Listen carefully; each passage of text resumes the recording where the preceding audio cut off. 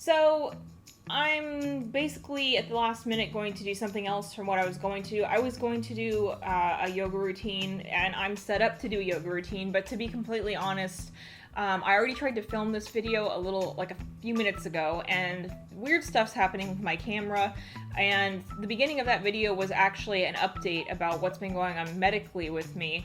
And I was finding it was taking kind of a long time to explain it. I thought it would take like a couple minutes, but to get everything out, it is taking a lot longer than I kind of thought. So I guess this video is going to be a medical update video, but I kind of didn't want to do a medical video because I'm still, like, stuff is not figured out. I still don't have all the answers I have been waiting for now for months. So I kind of wanted to just wait until everything was kind of figured out and I could give you the whole story and what's going to be, done to fix it and all of that. But I guess all I can really do for now is give you an update. I had to go get an MRI done of my brain. So then I saw the neurosurgeon right after I had the MRI scans done. And, it was really interesting to look at my brain in so much detail, and what the scans revealed, which we kind of already guessed at it, and, from the CT scans before, it kind of gave us an idea, but we didn't know for sure if it was just like a fluid, or if it was like a gel consistency tumor, or if it was like blood or something. My mom actually brought up that idea that it could be like bleeding in the brain or something, which if that were the case, that would have been very scary, because this thing is quite big in there and that would have to be quite a lot of blood. I think honestly, if that had been the case, I would be experiencing a lot more symptoms than what I have experienced, a lot more scary symptoms than what I've experienced. So the scans revealed that it was not blood. It basically is a cyst, but it's really, really big. And it's so big that it's putting pressure on a bunch of different stuff. Parts of my brain are actually pushed up from where they are supposed to be. They're higher up than they're supposed to be because the cyst has been putting pressure on them and that's another thing. They were saying that it appears to have been there for a long, long time. The reason they say that is because you can actually look at the scan, and on one side of my head, on this side, you can see where the brain and the skull come together and, they meet.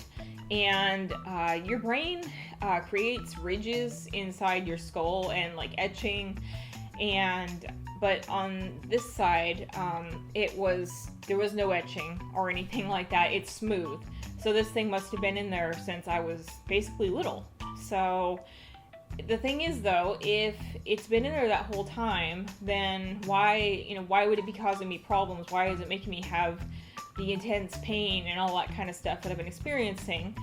And what's going on? And they didn't have 100% answer on that. They really did not know. And they also think that this thing is kind of like, it can't really get any bigger than it is, because it appears that it's kind of just like been walled off by a membrane that's in there. And what they were thinking is that it might be putting pressure on that membrane and other stuff in my brain.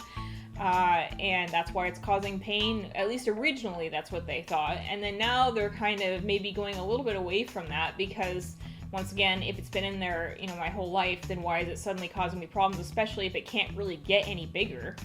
Then, what's going on? So now they're talking about doing another test, and this test would be a spinal tap. And I've actually had something similar done. It wasn't a test, it was an epidural right before my first hip replacement surgery. They gave me an epidural, and it was great. It helped with pain and reducing pain post-surgery so much for that first day. The second day it wore off and I was dying. But anyway, it made such a difference. So anyway, the point is, it's something I've at least somewhat experienced before. But with this, you have to be kind of careful, because they're tapping into your spinal fluid, basically, in your back, obviously, in your spine. And if you lose too much of it, it can be really, really bad.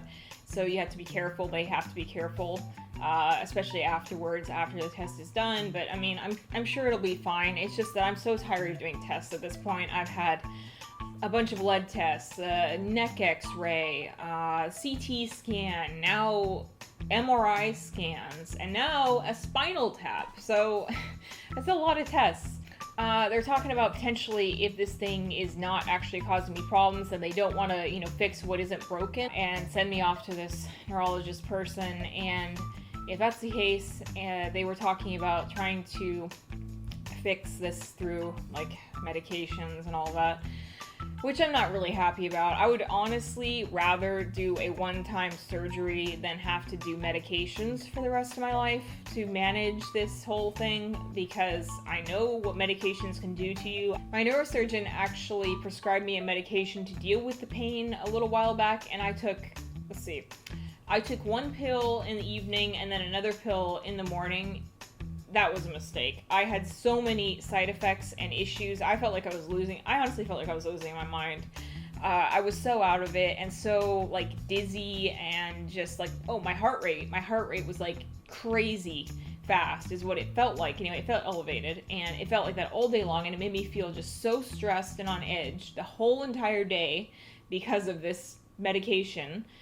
And so I am not keen on having to, and I mean, that's some of the side effects. There was more than that too, actually. One of the other things was my arms felt really crazy and weird.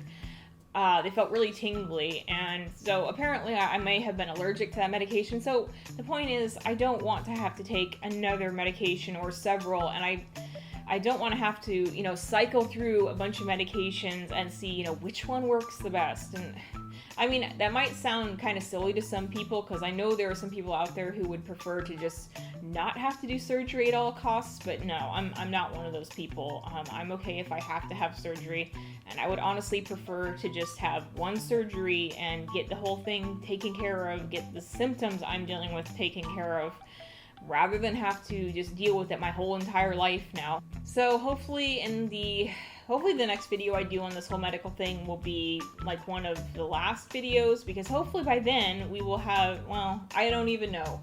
Honestly, I don't know if we'll have answers. I don't know if it's going to be like this never-ending thing that we never have answers 100% on. I don't know. We'll find out. But, yeah, I don't know what else to say. Please like, subscribe, hit the notification bell if you do subscribe so that you're notified. I don't know. What am I even doing? This is not that kind of video. But if you like my videos, then subscribe. And, for more videos, I'll try to do more actual workout videos in the future so that I'm not just talking to you and, not doing what this channel, is supposed to be about. But this medical thing has kind of been a big deal, so I couldn't help but kind of need to tell you what's going on, especially since I did the first video, and I know a lot of you probably be wondering what's going on. Anyway, I've been rambling for way too long, so I guess I will just say I will see you on the next video. Bye.